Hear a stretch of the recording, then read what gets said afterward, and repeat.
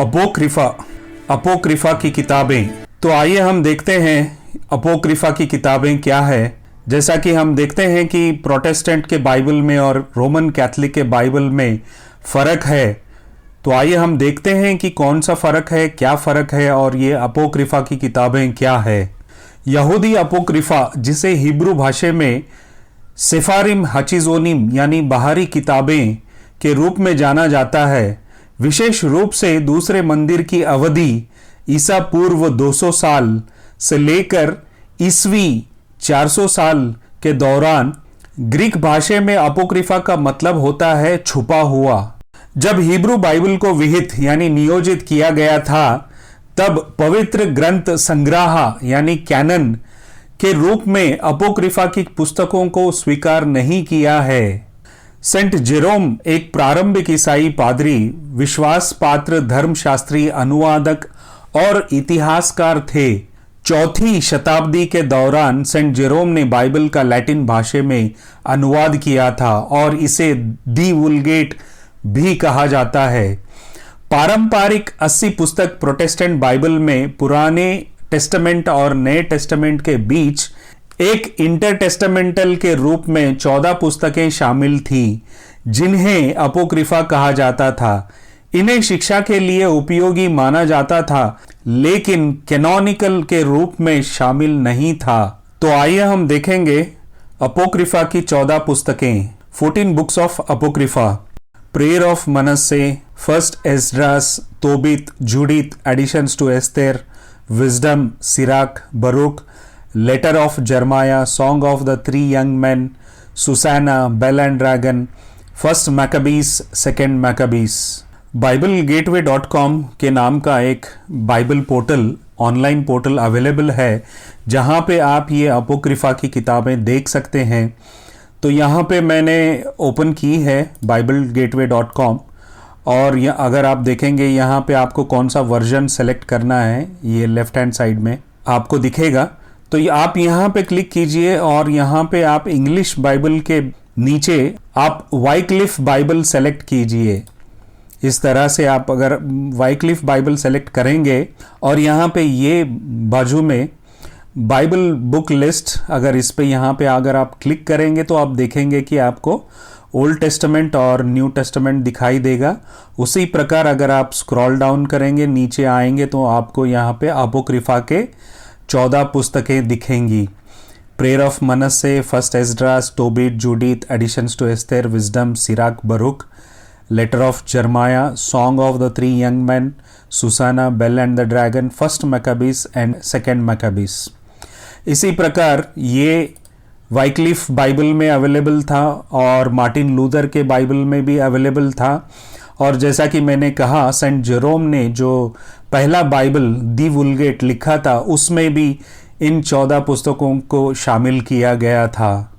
आगे हम देखते हैं कि इतिहास में जब ब्रिटिश नागरिकों का युद्ध हुआ था, जो हुआ था 1642 से लेकर 1651 के दौरान, ब्रिटिश नागरिक युद्धों के दरमियान रचित वेस्टमिनिस्टर कन्फेशन ऑफ फेथ ने अपोक्रिफा को कैनन से बाहर कर दिया। आगे हम देखते हैं रोमन कैथोलिक के काउंसिल ऑफ ट्रेंट जो हुआ था 1554 एंड 1563 में। रोमन कैथोलिक चर्च 7 अपोक्रिफा की पुस्तकों को स्वीकार किया था। इन 7 पुस्तकों में पहला है तोबित, यूदिथ, मकीबियों का पहला ग्रंथ, मकबियों का दूसरा ग्रंथ, प्रज्ञा ग्रंथ, प्रवक्ता ग्रंथ, बरूक का ग्रंथ। इन 7 पुस्तकों को शामिल किया गया था। रोमन कैथोलिकों ने इन 7 पुस्तकों को इसलिए स्वीकार नहीं किया क्योंकि वे ईश्वर से प्रेरित हैं, बल्कि इसलिए किया कि वे उनके कुछ सिद्धांतों का समर्थन करते हैं। उदाहरण, मृतकों के लिए प्रार्थना करना। रोमन कैथोलिक बाइबल में पुराने नियम में 46 बुक्स हैं। उसी प्रकार नए नियम में 27 बुक्स हैं। कुल पुस्तकें हैं 73। प्रोटेस्टेंट बाइबल में पुराने नियम में 39 बुक्स हैं, नए नियम में 27 बुक्स हैं और कुल पुस्तकें 66 हैं। हम देखते हैं दूसरे मकब्बीस के 12वें अध्याय वचन 43-44 में इस प्रकार से लिखा है, इसके बाद यूदा ने लगभग 2000 रुपये का चंदा इकट्ठा किया और उसे यरूशलेम भेज दिया, जिसे वहां पाप के प्रायश्चित के रूप में बलि चढ़ाई जाए। उसने पुनरुत्थान का ध्यान रखकर ये उत्तम तथा सराहनीय कार्य संपन्न किया। यदि उसे मृत सैनिकों के पुनरुत्थान की आशा नहीं होती तो मृतकों के लिए प्रार्थना करना मूर्खतापूर्ण तथा निरर्थक होता। रोमन कैथलिकों का ये मानना है कि प्रार्थना और धन का भुगतान यानी इंडल्जेंस करने से मृतकों को दुख के स्थान से इनाम के स्थान पर ले जाया जा सकता है, जो बाइबल की शिक्षा के विपरीत है।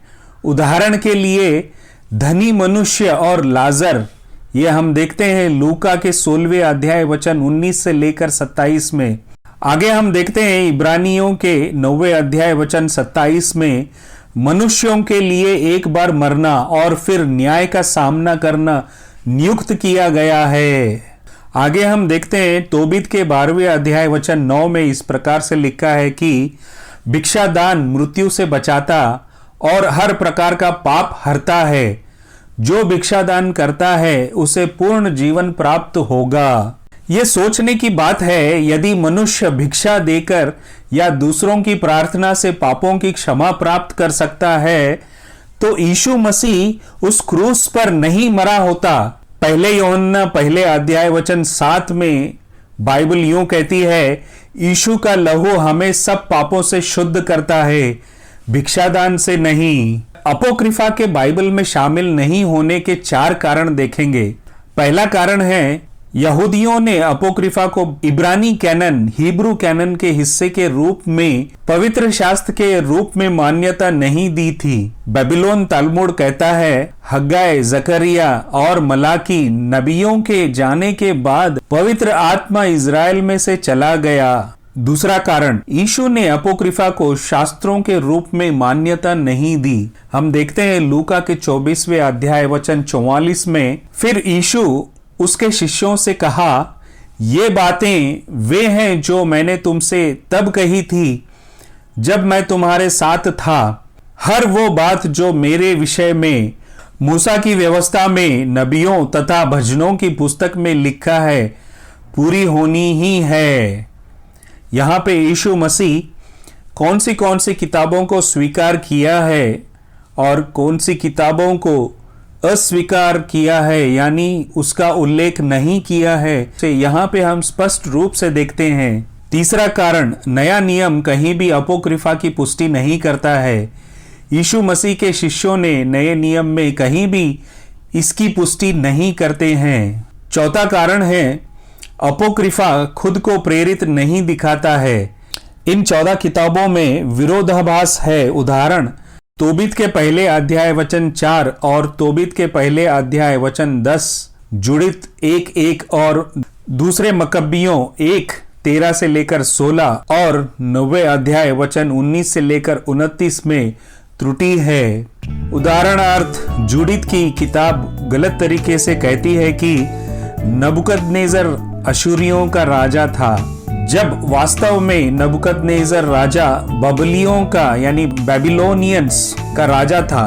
दूसरे पत्रस पहले अध्याय वचन 21 में हम यूं देखते हैं, क्योंकि कोई भी भविष्यवाणी मनुष्य की इच्छा से कभी नहीं हुई, पर भक्त जन पवित्र आत्मा के द्वारा उभारे जाकर परमेश्वर की ओर से बोलते थे। और हम देखते हैं कि ये 14 पुस्तकें ईश्वर प्रेरित किताबें नहीं हैं जो भक्त जनों ने पवित्र आत्मा के द्वारा लिखा हो। इसीलिए इन 14 अपोक्रिफा की किताबों को कैनन के रूप में कभी स्वीकार नहीं किया है। यही फर्क है जो प्रोटेस्टेंट के बाइबल और रोमन कैथलिक के बाइबल में है। आशा करता हूं कि आपको अपोक्रिफा के बारे में समझ में आया।